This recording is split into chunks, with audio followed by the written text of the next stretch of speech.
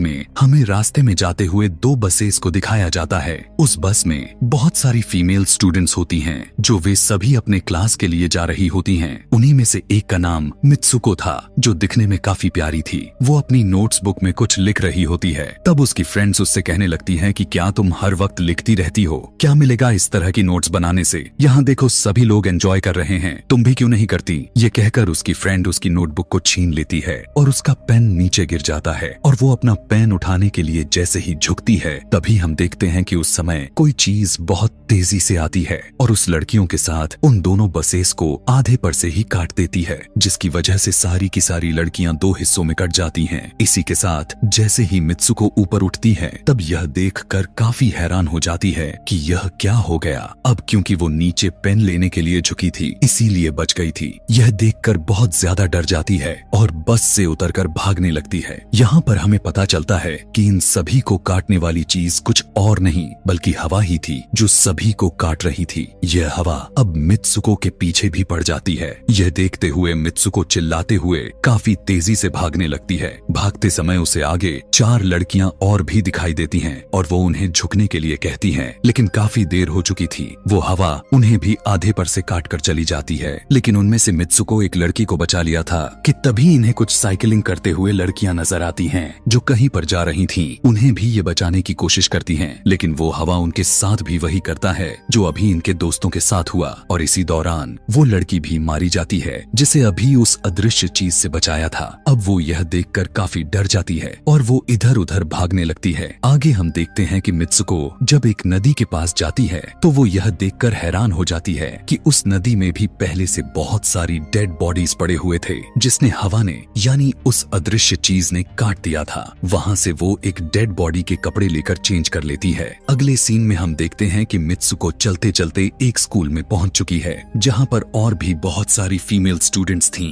उनका uniform Mitsuko के uniform से काफी डिफरेंट था, यानी यह भी था कि वो तो उनके स्कूल के स्टूडेंट तो नहीं थी कि तभी एक लड़की मित्सुको के पास आती है और उससे कहने लगती है कि तुम कैसी हो। दरअसल देखा जाए तो वो लड़की उसकी बेस्ट फ्रेंड थी, लेकिन मित्सुको उससे पूछती है कि क्या तुम सच में मेरी बेस्ट फ्रेंड हो, क्योंकि उसे कुछ भी समझ में नहीं आ रहा था कि उसके साथ हो क्या रहा है। वो काफी सदमे में थी। यहाँ पर हम यह भी जान पाते हैं कि मित्सुको और उसकी बेस्ट फ्रेंड काफी ज्यादा एक दूसरे को प्यार करती हैं कि तभी वहीं पर तेज हवा चलती है और मित्सुको डर कर बिल्डिंग के अंदर चली जाती है। उसकी बेस्ट फ्रेंड को कुछ भी समझ में नहीं आ रहा था कि ये हो क्या रहा है। वो मित्सुको से पूछने लगती है कि तुम इतना ज्यादा कांप क्यों रही हो और इतना ज्यादा डरी क्यों हो, तुम्हें हो क्या गया है। तब मित्सुको अपने बेस्ट फ्रेंड को सब कुछ बता देती है कि किस तरह से एक हवा का झोंका आया और उसके स्कूल के सभी स्टूडेंट्स को काट कर चली गई। यह सुनकर उसकी दोस्त उसे विंडो के पास ले जाकर उसकी हाथ बाहर निकाल कर कहने लगती है कि ये देखो ये बस हवा है और कुछ नहीं। यहाँ पर मित्सुको के दिल को कुछ शांति मिलती है और इसे लगने लगता है कि शायद ये मेरा ख्वाब ही हो सकता है। जिसके बाद मित्सुको का बेस्ट फ्रेंड अपने 2 और दोस्तों को लेती है और क्लास को बंद करने का प्लान बनाती है। जैसे ही ये चारों क्लास के बाहर जाने के लिए निकलने ही वाली होती हैं कि तभी वहाँ पर उनकी टीचर आ जाती हैं और उन्हें देख लेती हैं, लेकिन वो चारों वहाँ से भाग जाती हैं। वे चारों भागते भागते एक लेक पर आ जाती हैं। वहाँ पर मित्सुको की बेस्ट फ्रेंड अपने दोनों दोस्तों को भी उसके ख्वाब के बारे में बताती है। तभी उनमें से एक लड़की कहती है कि हो सकता है कि यह सच हो,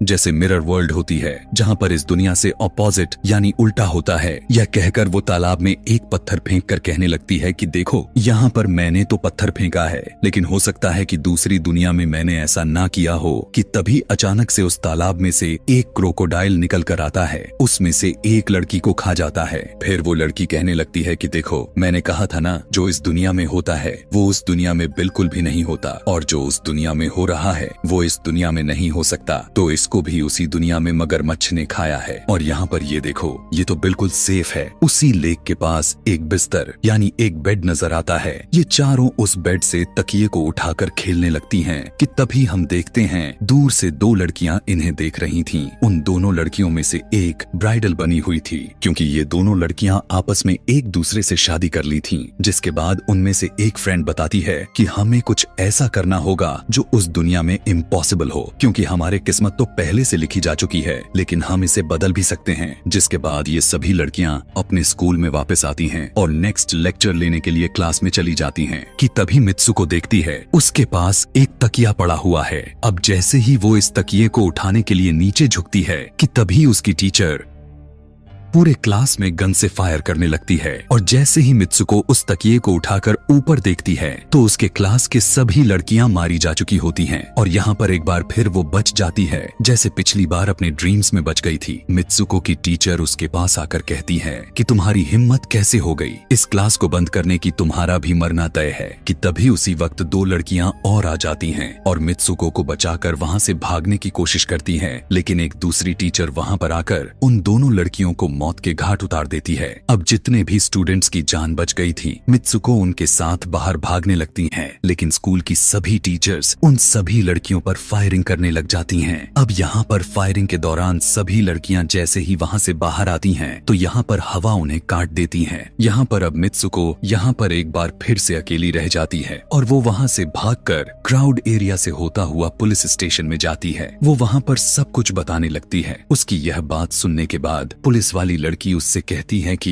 लेकिन तुमने स्कूल वाली कपड़े तो नहीं पहने हुए हैं। और जब वो उसके सामने एक मिरर को रखती है तब मित्सुको उस मिरर में देखती है कि वो तो एकदम से बदल गई होती है और लोग उसे मित्सुको के नाम से नहीं बल्कि उसे किसी और नाम से बुला रहे थे। यहाँ पर हमें पता चलता है कि उसकी शादी होने वाली थी। तब वही पुलिस ऑफिसर उसे उसकी शादी के लिए लेकर जाती है। यह देखकर आसपास के लोग उसे कॉन्ग्रेचुलेशंस दे रहे थे। अब जैसे ही वे सभी उसे लेकर चर्च पहुँचते हैं तो मित्सुको को बेस्ट फ्रेंड भी वहीं पर मौजूद होती है। मित्सुको उससे पूछने लगती है कि यह सब मेरे साथ क्या हो रहा है। तब उसकी दोस्त उससे कहती है कि अभी खामोश रहो, हम अभी किसी के कंट्रोल में हैं, बस जैसा मैं कहूँ तो तुम वैसा ही करो। और यह कहते हुए वो उसका वेडिंग ड्रेस पहनाती है और उसे वहाँ जाने के लिए कहती है। अब जैसे ही वो अपनी मैरिज सेरेमनी के लिए आगे बढ़ती है तो वहाँ की सभी लड़कियाँ उसका मजाक उड़ाने लगती हैं। यह देखकर उसकी बेस्ट फ्रेंड एक एक करके सभी को मारना शुरू कर देती है। जिसके बाद जैसे ही मित्सुको आगे बढ़ती है तो उसके ग्रूम की जगह एक ताबूत खड़ा हुआ नजर आता है। उस ताबूत को खोले जाने पर एक बड़ा पिग बाहर निकल कर आता है। मित्सुको उसे देखकर काफी ज्यादा डरने लगती है और एक टूटी हुई बोतल से उस पर अटैक कर देती है। जिसके बाद मित्सुको और उसकी बेस्ट फ्रेंड चर्च से भागते हुए बाहर आ जाती हैं। यहाँ गेट पर भी दो लड़कियां इन्हें रोकने की कोशिश करती हैं, लेकिन मित्सुको की बेस्ट फ्रेंड इन्हें मारकर वहाँ से भाग जाते हैं। उधर मित्सुको दूसरी तरफ भाग रही थी क्योंकि अब उसे लगने लगा था कि उसके साथ कुछ ज्यादा ही गलत हो रहा है। आगे जाने पर एक और मिरर में खुद को देखती है तो वो एक बार फिर से खुद को बदला हुआ पाती है। अब जिस जगह पर मित्सुको थी वहीं पर रेस हो रही थी कि तभी उसके पास कुछ लड़कियां आकर उससे कहने लगती हैं कि तुम तो बहुत अच्छी रेसर हो, खड़ी क्यों हो, भाग क्यों नहीं रही। और जब वो भागना स्टार्ट करती है तब वो खुद में काफी एनर्जी फील करने लगती है। जिसके बाद मित्सुको रेस जीतने की पूरी कोशिश करने लगती है। भागते समय उसे अपने डेड फ्रेंड्स भी नजर आती हैं जो कुछ वक्त पहले उसके स्कूल में मारी जा चुकी थीं। कि तभी उसी वक्त उसकी बेस्ट फ्रेंड भी आ जाती है। तभी ये दोनों नोटिस करती हैं कि वही पिग और वो औरतें जिन्होंने इनको चर्च में रोक रही थीं, वो सभी इन्हीं के तरफ आ रही थीं। भागते समय कुछ लड़कियां मित्सुको से कहने लगती हैं कि इस दुनिया से बाहर चली जाओ। इसके बाद हम आगे देखते हैं कि मित्सुको भागते भागते एक सुनसान अंधेरी जगह पर आ जाती है। वहीं पर कुछ स्टूडेंट्स नजर आती हैं जिन्होंने यूनिफॉर्म पहना हुआ था। वो सभी लड़कियां मित्सुको से कहने लगती हैं कि हम सभी मरे हुए हैं और तुम्हें भी मार देंगे। लेकिन तभी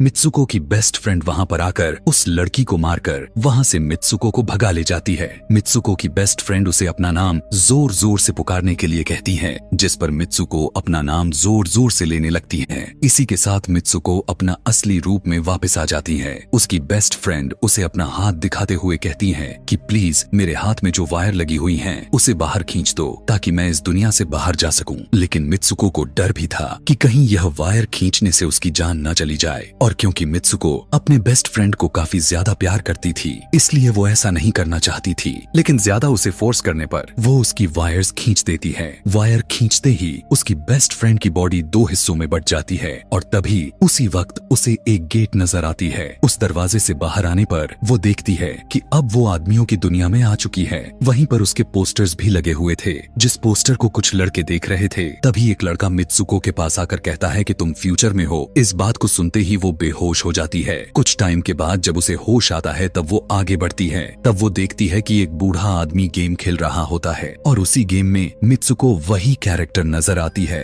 जो अभी बनी हुई है। मित्सुको को देखते ही बूढ़ा आदमी कहने लगता है कि मैंने ही इस गेम को बनाया है और मैं ही हूँ जो तुम लोगों को कंट्रोल कर रहा हूँ। तुम तो बहुत पहले मारी जा चुकी थी, लेकिन मैंने तुम्हारा डीएनए लेकर तुम्हें फिर से बनाया। मित्सुको को जब यह बात सुनकर उसे पता चल जाता है कि यह एक गेम है तो उसे लगता है कि शायद मैं अभी भी अपने दुनिया में जा सकती हूँ कि तभी उसी समय एक आदमी आता है और मित्सुको को अपने पास बुलाने लगता है। तब वो बूढ़ा आदमी मित्सुको से उसकी आखिरी लेवल को कंप्लीट करने के लिए कहता है। वो आगे बढ़ने लगती है कि तभी मित्सुको को अपने दोस्त की कही हुई बात याद आ जाती है कि अगर हम इस दुनिया में कुछ ऐसा करेंगे जो दूसरी दुनिया में इम्पॉसिबल हो तो तुम इस गेम से बाहर आ जाओगी। और इसी के साथ वो इस आदमी का गला दबा देती है और कहने लगती है बस करो हमारे साथ खेलना। यह कहकर मित्सुको उस बूढ़े आदमी की छड़ी को उठाकर अपने पेट में घुसा देती है, जिस वजह से उसकी मौत हो जाती है। और यहाँ पर हम देखते हैं कि बूढ़ा आदमी यह सोच भी नहीं सकता था कि मित्सुको ऐसा कुछ कर सकती थी और इसी के साथ उसकी डेस्टिनी पूरी तरह से चेंज हो जाती है। वो इस दुनिया में यानी गेम में तो मर चुकी थी, लेकिन असली दुनिया में वो अभी भी जिंदा थी। आगे हमें ये भी दिखाया जाता है कि मित्सुको के बाकी के कैरेक्टर्स भी किसी न किसी वजह से अपने आप को मार लेते हैं और अब वे सभी गेम का पार्ट नहीं थे। अगले सीन में हमें मित्सुको को बर्फीले जगह पर लेटा हुआ दिखाया जाता है और अब वो अपने रियल वर्ल्ड में आ चुकी थी। और इसी के साथ यह दिमाग घुमा देने वाली कहानी यहीं पर खत्म हो जाती है। आगे और भी ऐसे ही एक्सप्लेनेशन मूवीज देखने के लिए कमेंट में नेक्स्ट लिखना ना भूलें। Thanks for watching.